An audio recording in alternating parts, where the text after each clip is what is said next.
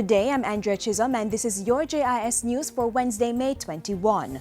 Consumers will no longer pay a 20% common external tariff on smartphones as of July 1. Finance Minister Dr. Peter Phillips made the announcement in a statement to Parliament Tuesday.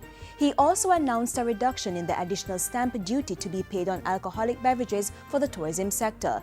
It follows the recent decision to bring the tourism sector's SCT rates in line with other sectors, which means paying 1,120 Jamaican dollars per litre of pure alcohol, up from $700.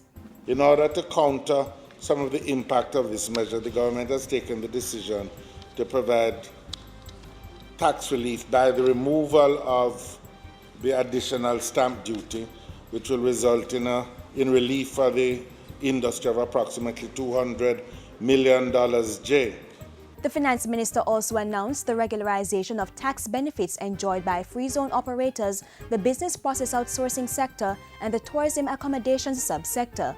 GCT concessions on goods and services previously approved by administrative measures on a case-by-case basis will now be embedded in the appropriate legislation.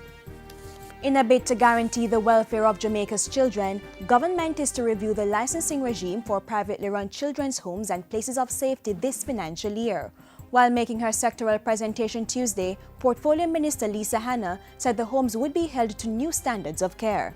The aim of this exercise is to ensure that all entities licensed to operate as children's homes and places of safety not only have the physical facilities, but are also fit and proper with staff and the requisite training and experience to offer the new standards of care that we will be insisting this year upon them. She said licensees would also have to provide credible business plans showing how they intend to sustain the expected levels of service to children in state care. Of the 59 residential care institutions for children, 50 are privately owned and operated, with significant sponsorship from the government. The Youth Minister also announced that $124 million would be spent to provide jobs and training in entrepreneurship for several thousand youth. $20 million has been earmarked for a youth entrepreneurship program targeting 200 young people. Another 1,500 young people will benefit from a series of entrepreneurship sensitization workshops. The NYS will be targeting youth with disabilities through an empowerment program and will provide training in emerging markets such as culture, BPO, ICT, logistics, tourism, and agriculture. 4,000 will be assisted in developing skills such as resume writing through a Youth Roadmap to Succeed program. Another 500 at-risk youth will be targeted through an enrichment program, and 60 will be impacted by an events management and production program. We are doing this as we intend to impact over 11,500 young people this year to the tune of $322 million towards ensuring that we get them equipped, involved, and productive. Ahead of making her sectoral presentation, the Youth Minister opened a new Youth Information Center in Clarendon, equipped with training resources and areas for counseling. She asserted that young people had to have outlets to express their creativity and a place to access information that would aid their overall development. And so what we've been able to do since 2003 is to put spaces across Jamaica which allow young people to have access to programs where they can come together, where they can discuss ideas, and where they can now talk to other young people to share what it is that they do best. Minister Hanna said this would be further strengthened with the establishment of 15 youth information centers across the island by 2016, 3 of which are slated for opening this year. 5 new subjects, including physical education and sport, have been added to the pool offered by the Caribbean Advanced Proficiency Examinations CAPE.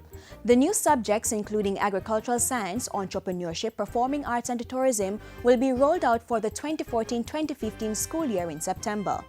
All of these are in line with the Ministry of Education's policy priority to integrate technical and vocational education and training, TVET, into the high school curriculum and beyond.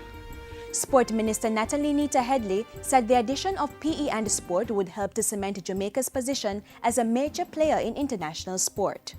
The improved focus on this age-old subject gives hope that the future generations of managers, agents, and business advisors will be able to formalize and institutionalize much of what our lead coaches have developed, but with greater understanding of the rudiments of the what, the why, and how to replicate what it is that we have done so well. And finally, as of July 31, entertainment events will be rated, much as movies and music CDs are done, to help patrons and sponsors evaluate events they wish to attend or support. State Minister for Tourism and Entertainment Damon Crawford says promoters will indicate the event rating in their application for places of amusement licenses from parish councils.